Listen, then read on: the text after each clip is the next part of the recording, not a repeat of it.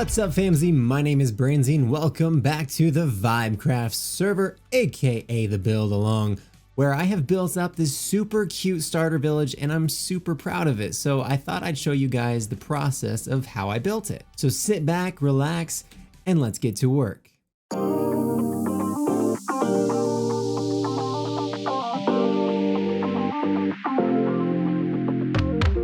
First thing that I'm doing here is just flattening out the area. So I'm getting rid of all of the grass, all the flowers, the trees, gravel, filling in any holes, just anything and everything that's going to give me a little bit more of a flat surface to start with so that I can see where I want to build the actual village.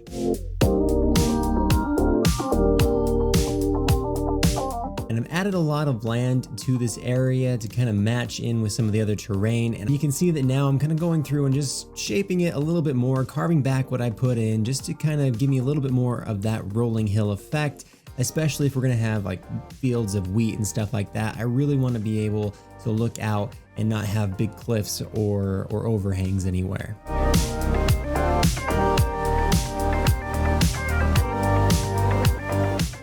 Now you can see that my first attempt at laying this out was way too big for this area. I want it to be kind of intimate and kind of small. And so I brought it in quite a bit, and then I started adding in all of our different builds or the shapes of them, which I wanted to be unique to each one so that we're not building the same building over and over.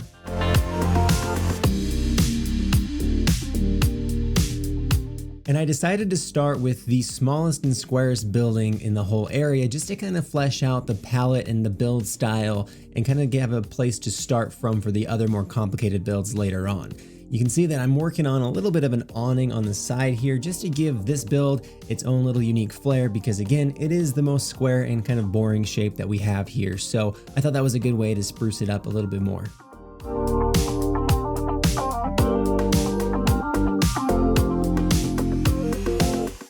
Now, the second build that we're working on over here has this really cool shape with a kink right in the middle. It's a very easy way to get started with the diagonal shapes and add a little bit of interest without getting too crazy with that whole idea before we were really ready for it. And so I really just went for a pretty simplistic shape to start it out with. It's very boxy and very plain, and we'll come back and we'll add some more to it, but it's a good example of just putting down blocks and trying to just get things laid out and get a starting point so that you can come back later and add more to it as you go.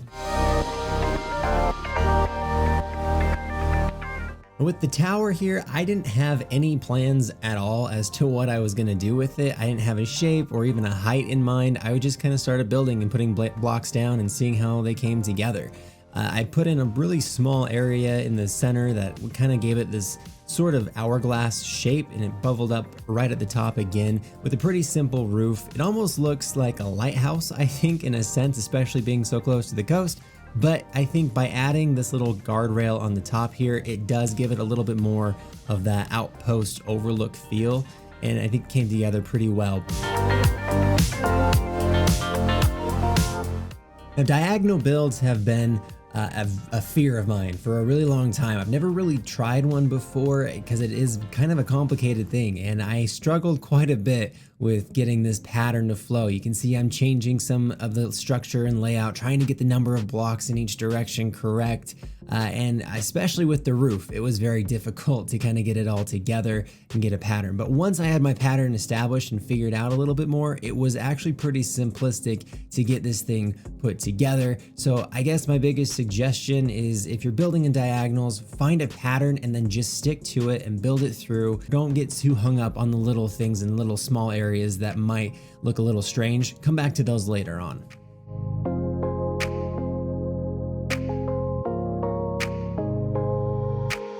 And because I decided to build the tower structure a little bit taller, I did also decide that this whole area seemed a little bit too flat. And so I threw on a little tower onto the diagonal build, and it sets it apart just that much more.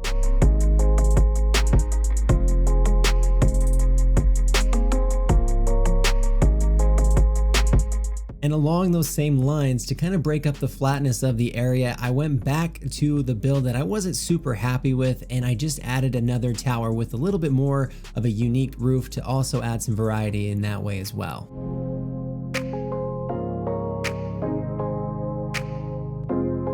And now it's time to start working on the wall around the whole town. And I used two different types of logs, being spruce and oak, to kind of build them up at various heights to give it a little bit more of that broken feel. And I think it came together really, really well. And if you go around with some stone, cobblestone, whatever on the bottoms, it really gives it a little bit more structure to the whole thing and a nice foundation to sit on.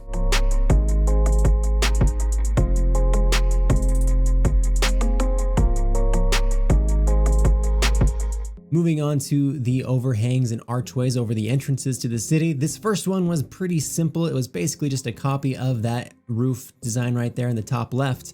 But this guy right here was the biggest pain in the butt to figure out. I could not for the life of me figure out the shape that I wanted or even get the angle right for the longest time. But I felt like I was trying to overcomplicate it by putting too much wood into the design. So I stripped all the wood out, made it just stone, and it came together really, really nicely in the end.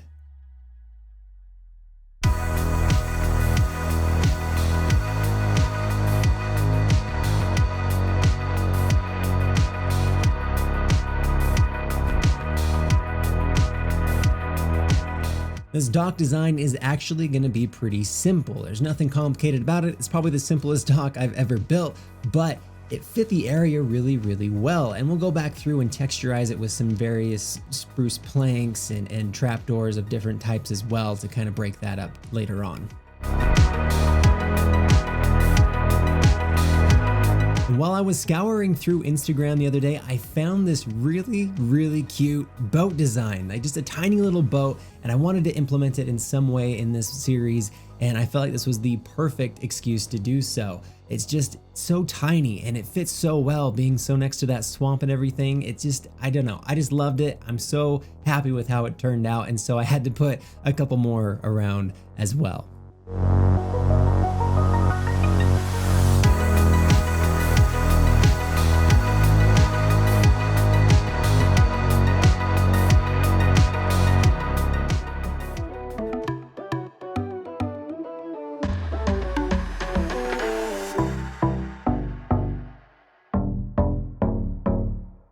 I did decide to add a little well to the middle of town as well, and by little I mean a little oversized for the area maybe, but I mean it is a farming town, so I feel like we can get away with it.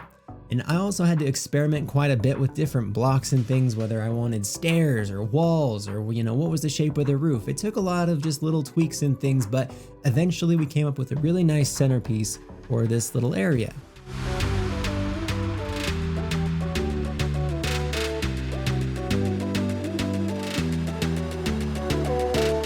Once we had all the little details and everything figured out, it was time to start getting some farmland and some wheat put into place. And I tried to use World Edit to get most of that done because I wanted to try to save myself some time. But funny enough, it probably took me just as long just to figure out the right commands to use to get this all planted. But in the end, I think we got a pretty cool wheat field out of it. And if nothing else, it's just so satisfying to watch wheat grow in time lapses. Am I right?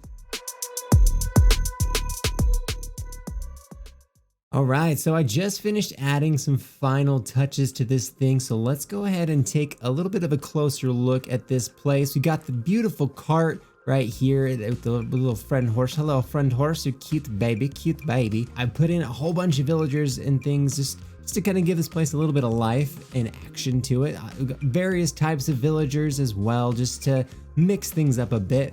Let's go kind of just clockwise. We can kind of check out some of these houses. I did add a little bit of interior to them, nothing too crazy or fancy. You know, a little back bedroom over here, a little table, stuff like that. Oh, apparently I have boots now. That's nice. Thank you for your boots. Moving right along to this beautiful build right here. This might actually be my favorite build in this area. And let's go check out what's on the inside here. Greeted with a nice hearth fireplace right off the bat. You can see I've added some tables and things and kind of a restaurant bar style. And if we come right on up to the top here, we can see a little storage slash bedroom area for the bartender. It's got this little turtle eggs and sea pickles and stuff like that, little mugs, all sorts of stuff that he may need, and a loom for no reason other than I thought it looked cool and I wanted to put it in here. So very happy with this little restaurant that we've built. And then moving right along over to this build here, this is kind of a larger tower design than what I initially had intended, And if we come all the way to the top, whoa, excuse me, boys, you can see we've got a couple. I put archers up here as the watchmen to kind of look down and keep an eye on the town and make sure that nobody's stealing our goods or wheats or anything like that. Now this is kind of a weird house. I haven't never built a diagonal house like this before, but I'm actually kind of happy with how it turned out. If we come on the inside here, we've got a nice little table sitting here with a couple little chairs and some bookshelves and things, another nice fireplace. This is like some storage back here and a little closet tucked away. Got a bedroom back here, nothing too fancy or crazy in here, just a nice little place to take a snooze, and this guy is apparently thinking about it already.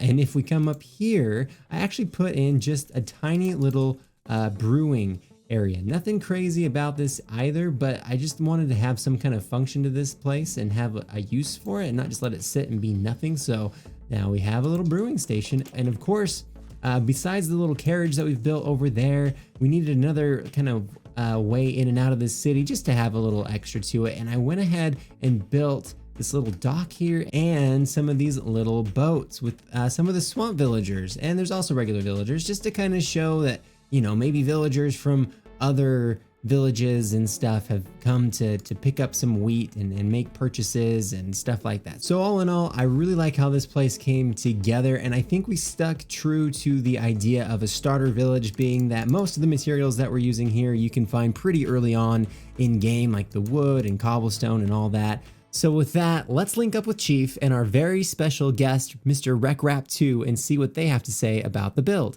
Brandy, you're a goddess. I am. How did you know? My Who told you? Did you pull up my list? You've been here for 2 seconds.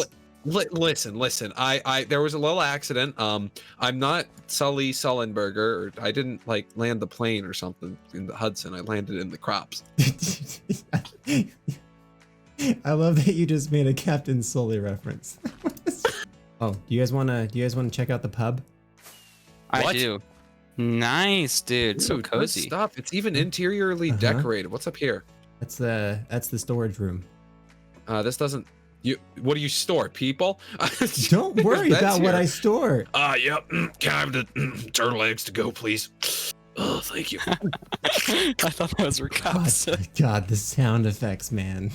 it's so much. Oh, I think I found 2 star-crossed lovers. Yeah, that's exactly what they are. They're no, yep. Their eyes are like stars, and they just gaze into each other. He's gazing at you so hard right now. Brandy, I got one functionality complaint here, and this is more of an OSHA concern. Okay. But an OSHA concern. So basically, you know, like, I would even go as far as to call this something like a DPW or even like a DOT sort of issue, Department of Transportation. Like, obviously, this is a 2-lane interstate, you know, and there's going to be 2 different types of vehicles entering through, and they might be coming through at the same time. The developed and designed width of this carriage kind of exceeds basically like 80% of the entire walkway.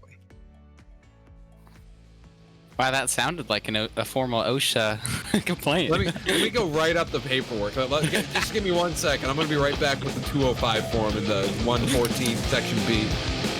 You just hang tight, buddy. How many carts do you think are going up this path? The path doesn't go anywhere. It's an end. It ends right there. There's one path. He just goes back and forth. He's the only cart in town. What are you talking about? OSHA, go back at 80% of the road. What is that? No, that's not a complaint. Leave my area. Oh wait, Brancy, what do you think of this? Like a little nose piece for the mast? I mean, I don't know. It's a thought. It's up to you, man. But like, and rod. Maybe it's stupid. I mean, it's, okay, I'm sorry. No. There's no bad ideas. Just, God, you're so creepy. Like, just like your mouth popping out of the water. It's so off-putting. It's my mouth. I love you, but I also am terrified of you. Does that make sense? Wait, I'm doing the F5 right now. I can totally see where you're coming from. Oh, God. Oh, no, please. Well, thank you for checking out my area. I love it, and I have no critiques. Well, I feel like you had a couple, you know, like you had OSHA and you had put an end rod on the those aren't nose critiques. Those are just safety. I don't want to say complaints, but use the word gift. It's not a critique. It's a gift. and this is why Gift Rek is our them moderator. something. This is why Rek is the moderator.